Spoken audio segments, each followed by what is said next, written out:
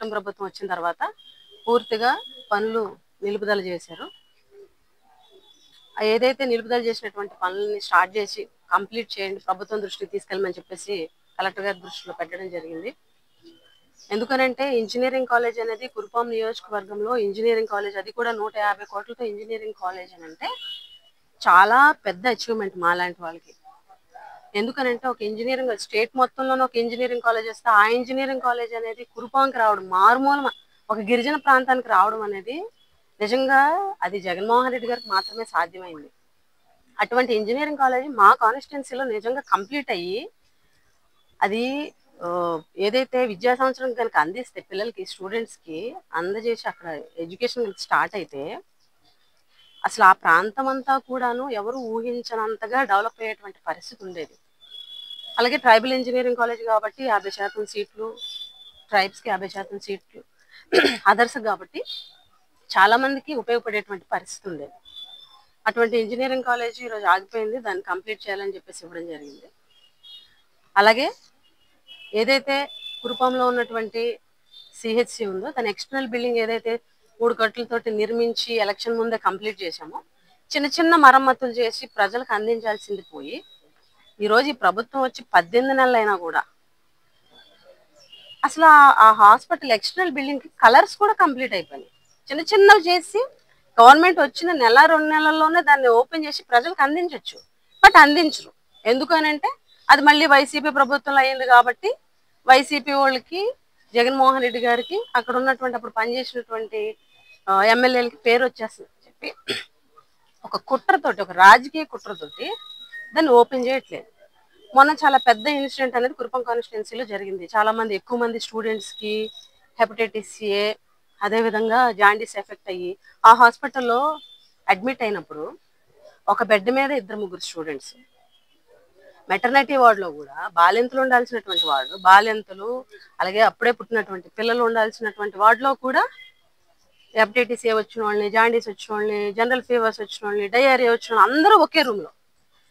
So అంటువ్యాధులు ఉన్నటువంటి వాళ్ళు చిన్న చిన్న పిల్లలు బాలింతలు ఉన్న దగ్గర పెడితే ఏమవుతుందో అందరికీ తెలుసు. అటువంటి సిచ్యువేషన్లో కూడా ఆ వార్డ్స్లో పెట్టేసి ఇదంతా దేనికి, బిల్డింగ్ అనేది సరిపోకపోవడం వల్ల సిహెచ్సి. సో ఎక్స్టర్నల్ బిల్డింగ్ అనేది అప్పుడు అందుకే కట్టడం జరిగింది. దాన్ని రాజకీయంగా దాన్ని ఆలోచించి ఈరోజు ప్రజలకి, పేషెంట్స్కి ఇబ్బందులు కలుగుతున్నా కూడా ఎటువంటి చలనం లేదు ఈ ప్రభుత్వానికి, అక్కడ ఉన్నటువంటి స్థానిక ఎమ్మెల్యేకి.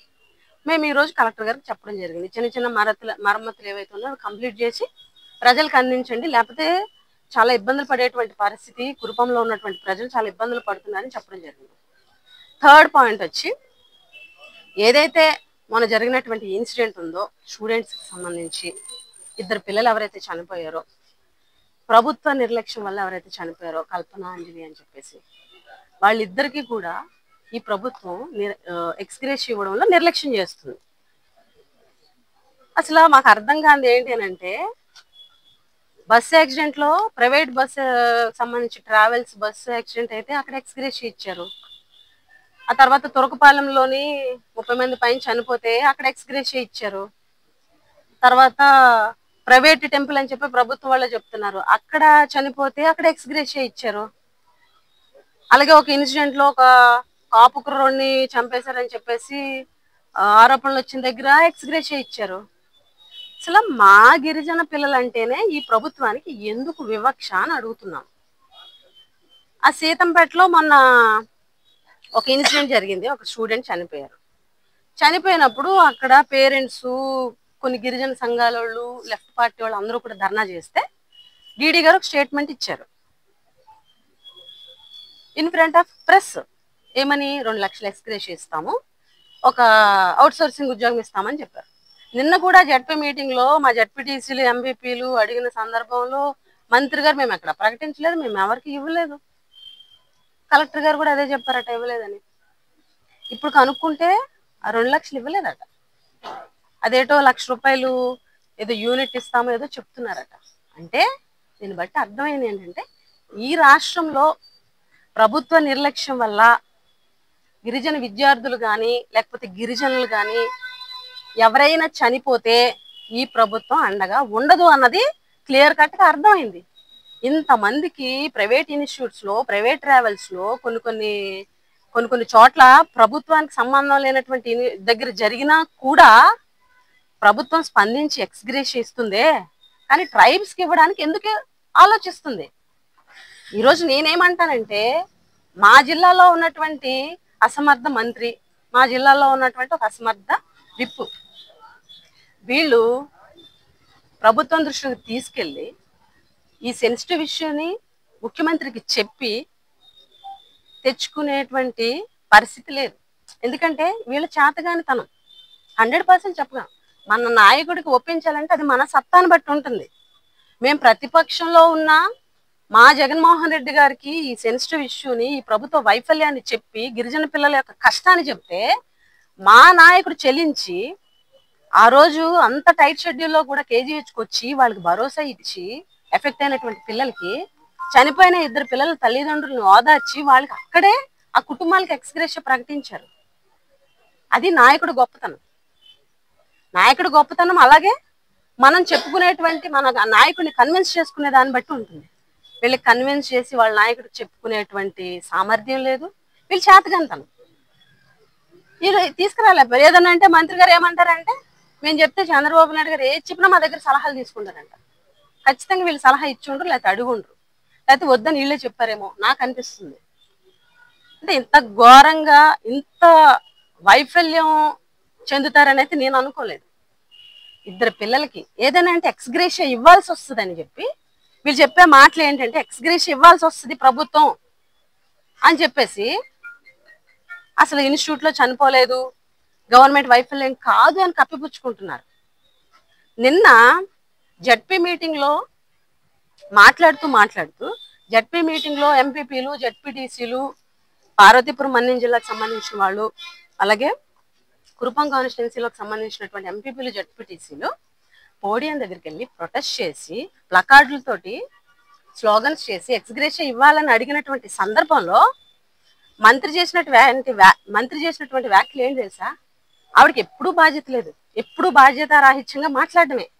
ఒక బాధ్యత గల మంత్రి పదవిలో ఉన్నాను, గతంలో వేరు, ఇప్పుడు మంత్రి పదవిలో ఉన్నాను, ఇప్పటికైనా నా తీరు మార్చుకోవాలా, ఇప్పటికైనా నా పద్ధతి మార్చుకోవాలా, అది మానేసి ఒక బాధ్యత లేనటువంటి మాటలు. నిన్నగాక మొన్న బాధ్యత లేని మాటలు ఎలా మాట్లాడారో మీరు చూశారు. అలాగే నిన్న కూడా ఒక బాధ్యత రాహిత్యంగా ఆవిడేం మాట్లాడారనంటే, చనిపోయిన స్టూడెంట్స్ పట్ల ఈ ప్రభుత్వం ఎన్ని అబద్ధాలు ఆడుతుందన్నది నేను ఇప్పుడు మీకు రుజువు చేస్తా. జ్వరం వచ్చిన 5 రోజులు చచ్చిపోతారండి? 5 రోజులు చచ్చిపోతారా? ఎంత సివియర్దైనా ఒక 10 రోజులన్నా మన బాడీ ఫైట్ చేస్తుంది. ఇది పచ్చి అబద్ధం కాదా? ఈ రిపోర్టు అబద్ధమా? మీరు చెప్పేది అబద్ధమా? నేను ఈరోజు క్వశ్చన్ చేస్తున్నా. 21st హాస్పిటల్కి వెళ్ళారు కదా, నార్మల్ ఫీవర్ అని చెప్పారు కదా, మెడిసిన్స్ ఇచ్చారు కదా. నార్మల్ ఫీవర్ అని ఎందుకు చెప్పారంటే అప్పటికి ఆయనకు తెలియదు అది హెపటైటిస్ ఏ, జాయింటిస్ అని ఐడెంటిఫై చేయలే. మామూలు టెస్ట్ చేశారు, అందులో మలేరియా ఏదో నెగిటివ్ ఏదో వచ్చేసింది, నార్మల్ ఫీవర్ అని ఇచ్చేసారు. నార్మల్ ఫీవర్ ఏమీ లేదని మెడిసిన్స్ ఇస్తే 3 రోజులు 4 రోజులు చనిపోతారా?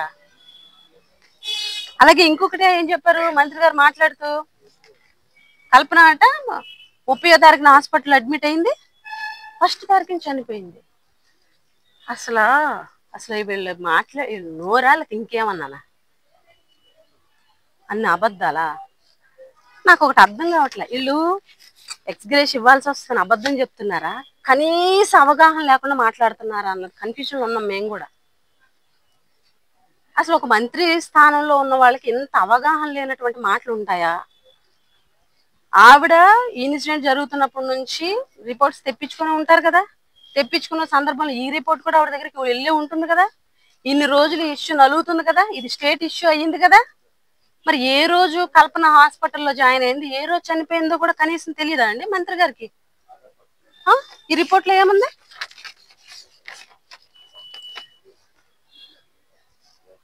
ట్వంటీ ఫస్ట్ దసరా హాలిడేస్ తీసుకెళ్లారు, 21st కురుపాం సిహెచ్సిలో జాయిన్ చేశారు, 21st నుంచి 24th వరకు కురుపాం సిహెచ్సిలో అమ్మాయికి ట్రీట్మెంట్ అయింది.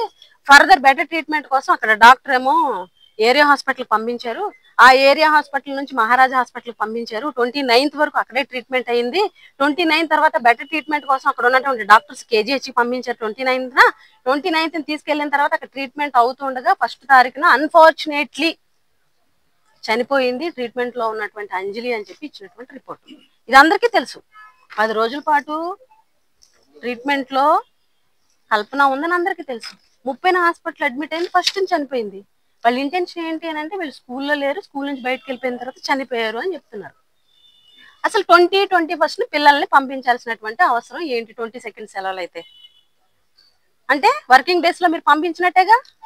అంటే హెల్త్ బాగోనటువంటి పిల్లల్ని ఇంటికి పంపించేసి చేతులు దులుపుకున్నట్టేగా దీని అర్థం. మరి చేతులు దులుపుకోవడం అంటే ప్రభుత్వ నిర్లక్ష్యం కాదా?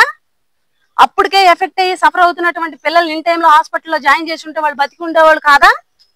అదే ఎఫెక్ట్ అయినటువంటి మిగిలిన పిల్లలందరూ సర్వైవ్ అయినటువంటి పరిస్థితుల్లో ఇప్పుడు బిల్రూబిన్ లెవెల్స్ నీరజ అనేటువంటి పాపకి 33 లెవెల్ బిల్రూబిన్ లెవెల్ ఉన్నటువంటి పాప కూడా సర్వైవ్ అయ్యి బతికి ఈ రోజు ఇంటికి వచ్చింది, చిన్న పాప.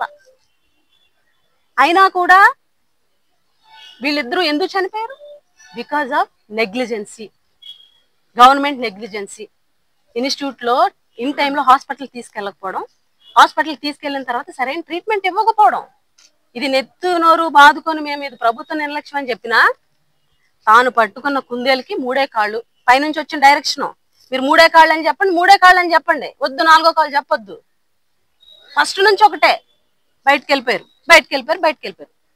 ఇదంతా దేనికి అంటే ఎందుకనంటే మా గిరిజన పిల్లలకి ఎక్స్గ్రేషన్ ఇవ్వాల్సి వస్తుందని, అంతే. ఏం కాదు. ఇంత క్లియర్ కట్ గా గవర్నమెంట్ రిపోర్ట్ లోనే, గవర్నమెంట్ ఇచ్చినటువంటి ఏదైతే డీడీ ఇచ్చినటువంటి రిపోర్ట్ లోనే క్లియర్ గా ఉంది గవర్నమెంట్ నెగ్లిజెన్సీ అని తెలిసిపోతుంది. కానీ వీళ్ళకి చేమ కుట్టినట్టు కూడా ఉండదు. ఎందుకంటే వీళ్ళు గిరిజనులకు ఏదన్నా జరిగితే ఈ ప్రభుత్వంలో ఎవరికి కూడా చీమ కుట్టినట్టు కూడా ఉండదు. ఈ రోజు మేము కలెక్టర్ గారి దగ్గరికి వచ్చి రిప్రజెంటేషన్ ఇచ్చాము. పాపం కలెక్టర్ గారికి ఎంత ఒత్తిడి ఉందో చూస్తేనే అర్థమైపోయింది. కలెక్టర్ గారికి ఉన్న ఒత్తిడి, కలెక్టర్ గారు ఇచ్చినటువంటి రెస్పాన్స్, కలెక్టర్ గారు ఇచ్చినటువంటి రియాక్షన్ బట్టే ఆయనకి ఎంత ఒత్తిడి ఉందో, మేము వస్తే ఎలా రెస్పాండ్ అవ్వాలన్న దాని మీద ఎంత ఒత్తిడి ఉందో మాకు క్లియర్ కట్ గా అర్థమైంది. ఇది కరెక్ట్ కాదు. మేము జరుగుతున్నటువంటి లోపాలని ఖచ్చితంగా ప్రభుత్వాన్ని ప్రశ్నిస్తాము, అధికారుల దృష్టికి తీసుకొస్తాము. అధికారులు కూడా గవర్నమెంట్ లో ఉన్నటువంటి ఎమ్మెల్యేలు వాళ్ళు వీళ్ళు చెబితేనే కాదు, మేం చెప్పేది కూడా, మేమందరం కూడా పబ్లిక్ తరపునే మాట్లాడతాము. మేం చెప్పేవి కూడా వినాలి, రియాక్ట్ అవ్వాలి, రెస్పాండ్ అవ్వాలి. ఈరోజు క్లియర్ గా ప్రభుత్వ నిర్లక్ష్యం క్లియర్ గా అర్థమవుతుంది.